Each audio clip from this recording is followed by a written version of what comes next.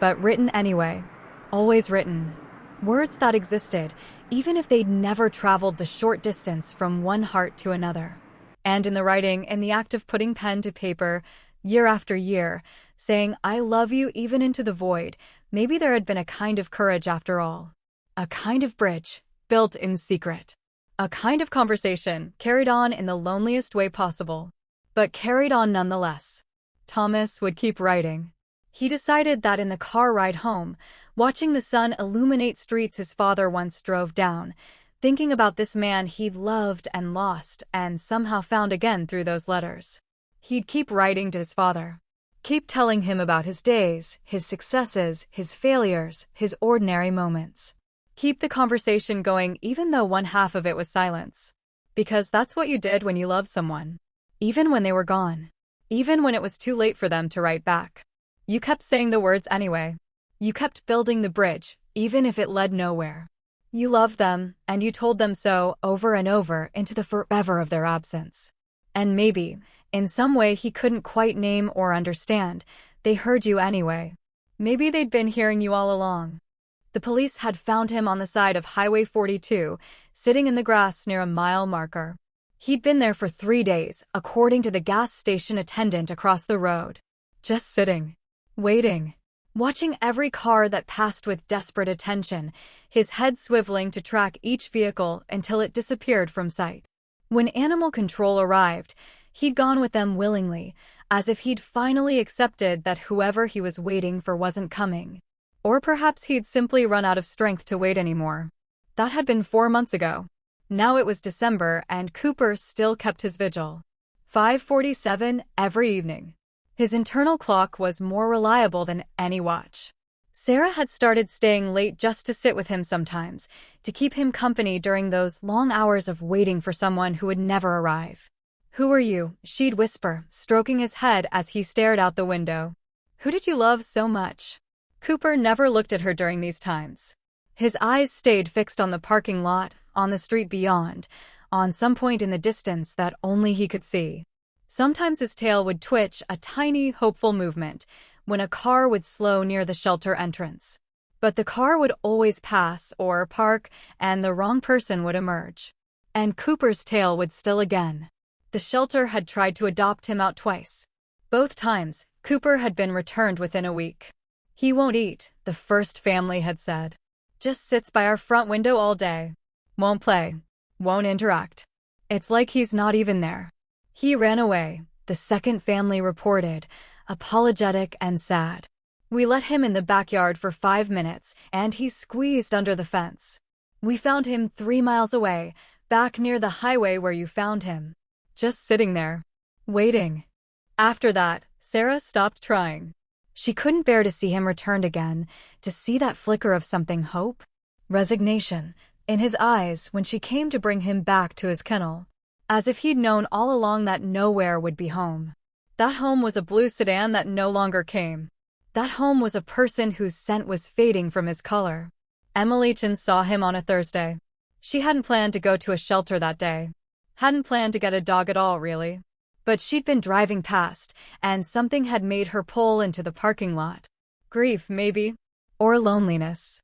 Or the particular kind of desperation that comes from living in a house that's too quiet, eating dinner alone every night, waking up with no reason to get out of bed. Her husband David had died 8 months ago. Heart attack. Sudden. One moment he was laughing at something on TV, and the next he was gone. Just gone. As if the universe had simply reached down and plucked him out of her life without warning or reason or mercy. The house still smelled like him. His coffee mug still sat in the cupboard. His toothbrush still leaned against hers in the bathroom holder because she couldn't bring herself to throw it away.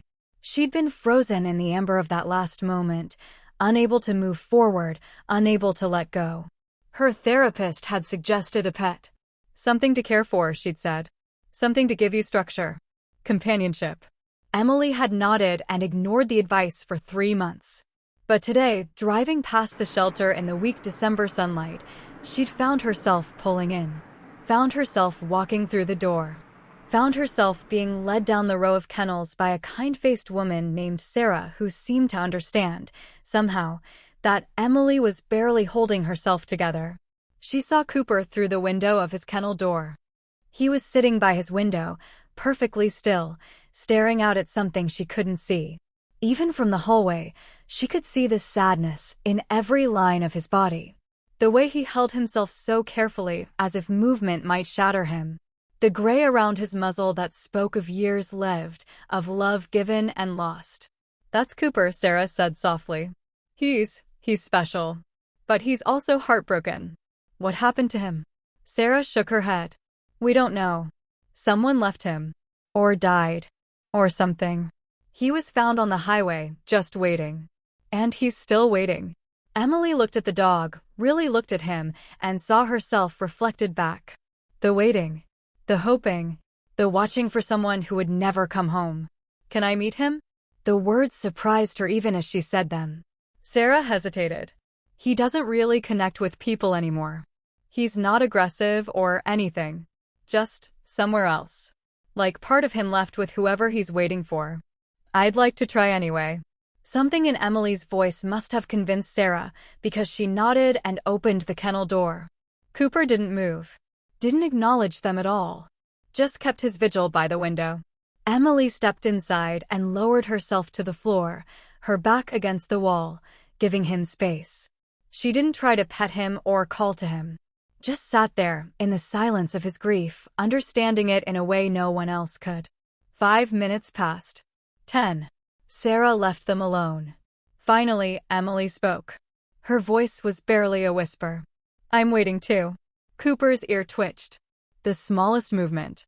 "My husband," Emily continued, not sure why she was telling this to a dog who probably couldn't understand, couldn't care. "David. He died in March. I keep thinking he's going to come home. I keep listening for his car in the driveway. For his key in the lock. Isn't that stupid? I watched them lower his casket into the ground. I threw dirt on it. I know he's dead. But I still wait." Her voice cracked. "I still wait for him every single day." Cooper turned his head. Not much. Just enough to look at her from the corner of his eye. In that moment, Emily saw something flicker in his gaze. Recognition, maybe. The understanding of one broken heart meeting another. She held out her hand, palm up. An offering. An invitation. Cooper looked at her hand for a long moment. Then, slowly, so slowly it seemed to take all the courage he had, he stood. He walked across the kennel. And he laid his head in her palm. Emily started to cry. Silent tears that ran down her face as she gently stroked the soft fur between his ears. Cooper leaned into her touch the way drowning men lean toward air. As if her hand was the first real thing he'd felt in months. "I can't promise I'll fill the hole they left," Emily whispered.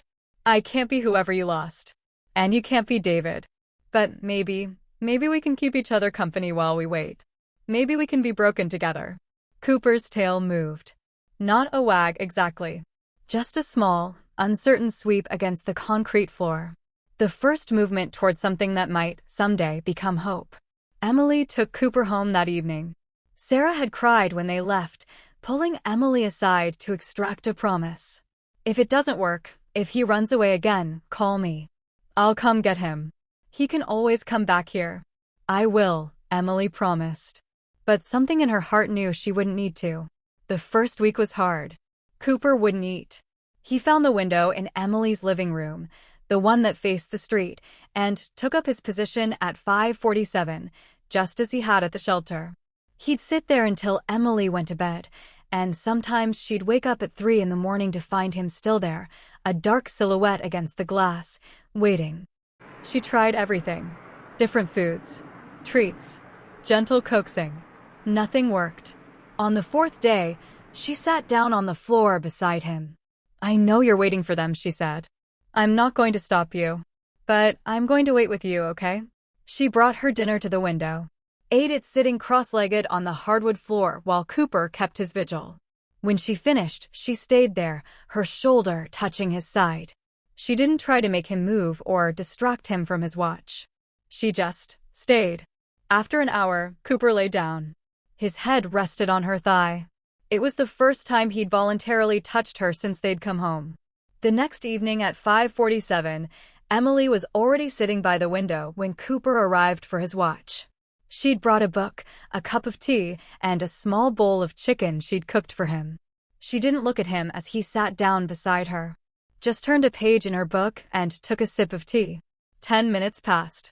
Then Cooper's nose nudged the bowl of chicken. He ate one piece. Then another. Then the whole bowl, while Emily kept reading, kept pretending this wasn't the first time in 5 days he'd eaten anything. It became their routine. Every evening at 5:47, Emily would be waiting by the window. She'd bring her dinner, bring his dinner, bring whatever she was working on, a book, her laptop, knitting she was trying to learn. Cooper would sit beside her and watch the street. But slowly, incrementally, the watching changed. His gaze would drift from the window to Emily's face. He'd notice what she was reading. He'd rest his head on her leg more often. He'd eat his dinner without being coaxed. He was still waiting. Emily could see it in the way he tensed when cars slowed down, in the way his ears would prick toward any sound from outside. But he was also, gradually, coming back to the world. Coming back to the present where Emily was, instead of staying lost in the past where someone else had been. 2 months after Emily brought him home, it snowed. She'd always loved snow. David had too. They used to take walks in it together, catching snowflakes on their tongues like children, their breath puffing white in the cold air. She hadn't been able to stand the thought of snow since he'd died. The first snowfall after his death, she'd closed all the curtains and spent the day in bed, unable to bear the beauty of something he'd never see again. But now, watching the snow fall outside her window at 5:47 with Cooper beside her, she felt something shift in her chest. Not happiness, exactly. Not yet. But maybe the space where happiness could grow again. "Want to go outside?" she asked Cooper. His ears perked up. He looked at her, then at the window, then back at her. Uncertain. "Just for a minute," Emily said. "We'll come right back." "I promise." She stood up and walked to the door. Cooper didn't follow immediately. He looked at his window, at his post, at the street he'd been watching for so long. Then, with what seemed like immense effort, he stood and walked to Emily. They stepped out into the snow together. Cooper's nose lifted to the sky. Snowflakes landed on his fur, melted on his warm nose. Emily watched him take a tentative step into the yard, then another. And then, she almost couldn't believe it, his tail wagged. A real wag. A happy dog wag. He looked back at her, and she could have sworn he was smiling. Emily started to cry. Not the silent tears she'd been crying for months, but big, gulping sobs that shook her whole body. She sank down into the snow, and Cooper came to her, pushing his head against her chest, licking her face, whining softly as if he understood exactly what she was feeling. "He's not coming back," Emily sobbed into Cooper's fur. "David's not coming back. And whoever you're waiting for isn't coming back either. They're gone. They're both gone." Cooper pressed closer, as if trying to absorb her pain. Or maybe offering his own. "But we're still here," Emily whispered.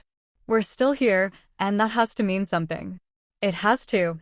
They stayed in the snow until Emily was shivering and Cooper's fur was soaked. When they came inside, Cooper followed her to the bathroom. Waited while she took a hot shower.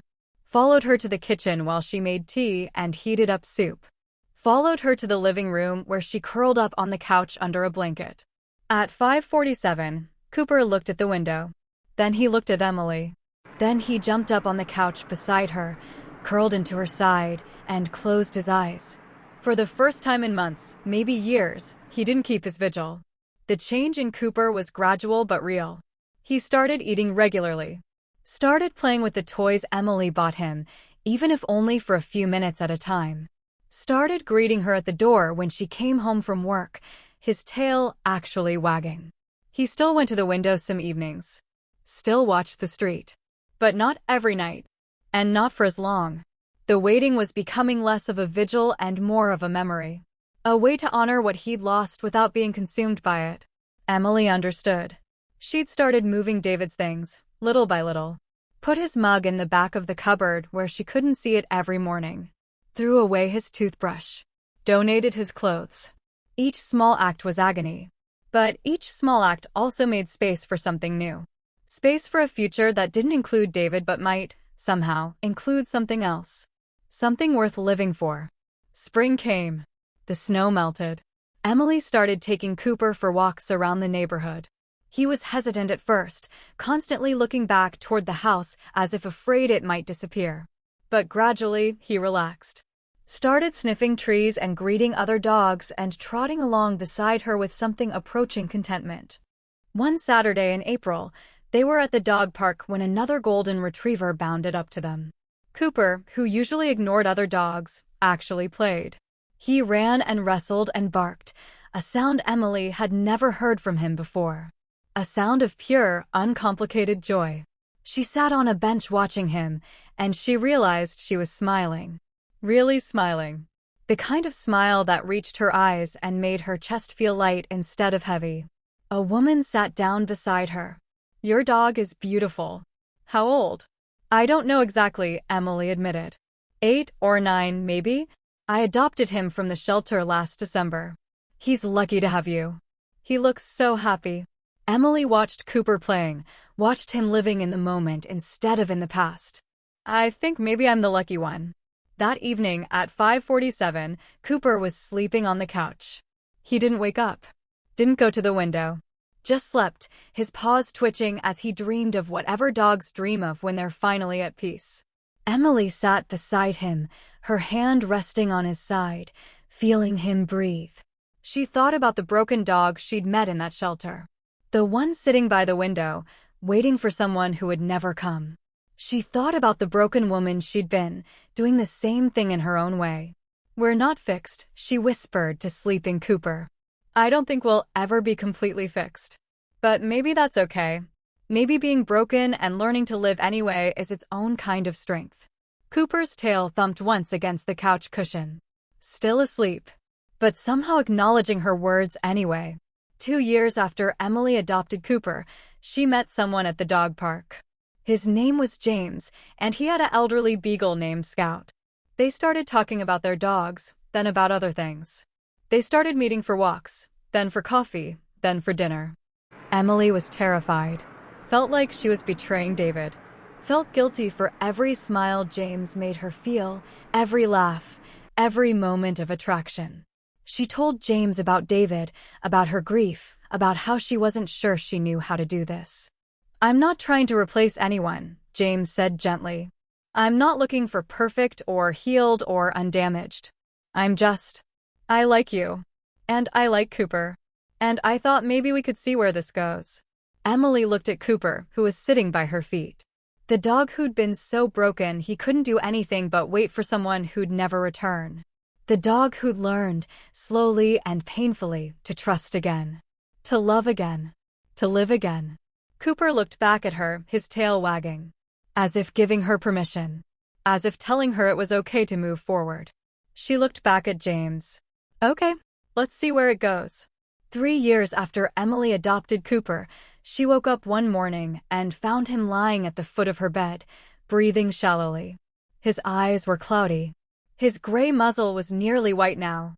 He was old, she realized with a shock. So old. How had she not noticed? She called in sick to work and spent the day with him. They sat by the window together, that window where he'd spent so many evenings waiting. But now they were just sitting together, enjoying the sunlight, not waiting for anything. "You saved me," Emily told him, stroking his soft ears. "Did you know that? I was drowning, and you gave me a reason to keep swimming." Cooper's tail thumped weakly against the floor. I hope you found what you were looking for. I hope you know that whoever you were waiting for, they loved you so much. Just like I love you." Cooper shifted, laying his head in her lap. The same way he had that first day in the shelter, when 2 broken hearts had recognized each other. Emily sat with him all day. James came by after work and sat with them too, his hand on Emily's shoulder, understanding that this was a sacred time. That grief was circling back around, and all they could do was meet it with love. That evening at 5:47, Cooper lifted his head. He looked at the window with those soulful brown eyes. Then he looked up at Emily. And slowly, carefully, his tail wagged. Not the sad, hopeful wag of a dog waiting for someone to come home. but the peaceful wag of a dog who was already home. He laid his head back down and closed his eyes. His breathing slowed, steadied. And then, sometime around 6 o'clock, with Emily's hand on his side and the evening light streaming through the window, Cooper stopped waiting. Emily buried him in the backyard, under the oak tree where he'd liked to nap in the shade during the summer. She planted flowers on the grave, wildflowers that would come back every year, persistent and beautiful and alive. She cried for days.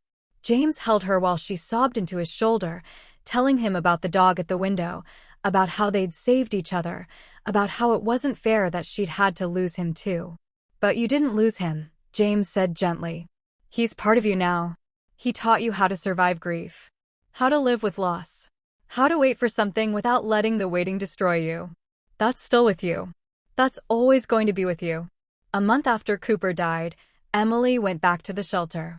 Sarah saw her coming and rushed to embrace her. "I heard," Sarah said. "I'm so sorry." "He was special." "He was," Emily agreed. "That's actually why I'm here." She walked down the row of kennels until she found what she was looking for. An older dog, maybe 7 or 8, with scars on his face and haunted eyes. He was sitting by his kennel window, staring out at nothing, waiting for something that would probably never come. "How long has he been here?" Emily asked. 6 months. He was found abandoned. We can't get him to engage with anyone. He just sits there." Emily looked at the dog, saw the brokenness, saw the waiting, saw herself and Cooper reflected back. "I'll take him," she said. Sarah looked at her with tears in her eyes. "Are you sure?" "I'm sure." Emily smiled, even though it hurt. Someone has to teach him it's okay to stop waiting. Someone has to show him that even when the person you love doesn't come back, life can still be worth living. That you can hold space for what you lost while still opening your heart to what you find. She thought about Cooper, about his journey from broken to healing, about how he'd never fully stopped waiting, but he'd learned to wait differently, to hold his lost love in his heart while still giving his heart to others. "Besides," Emily said softly, "I need someone to sit with me by the window. Someone who understands." They named the new dog Tucker. He went home with Emily that afternoon, and that evening at 5:47, they sat by the window together. Tucker watching the street, Emily watching Tucker, both of them holding space for the ones they'd lost while slowly, carefully, making space for each other. Outside, the sun set on another day of waiting. But inside, in the golden light of Emily's living room, 2 broken hearts were learning to beat together. Learning that healing wasn't about forgetting. It wasn't about replacing. It wasn't about stopping the waiting. It was about waiting together. It was about finding someone who understood that grief never really ends, it just changes shape. Someone who knew that love doesn't die just because the beloved is gone. Someone who could sit beside you in the sadness and still believe in the possibility of joy. Tucker's tail twitched, and Emily reached out to stroke his head. "It's okay," she whispered. "You can keep waiting if you need to. I'll wait with you. And when you're ready, if you're ready, I'll be here. We'll figure out how to live again. Together." From the backyard, the wind rustled through the oak tree, scattering wildflower petals across Cooper's grave. It looked, for just a moment, like a blessing. Like peace. Like a dog who'd finally stopped waiting, content in the knowledge that the love he'd given had taken root and grown into something beautiful. Something that would keep on living, even after he was gone. Something called hope.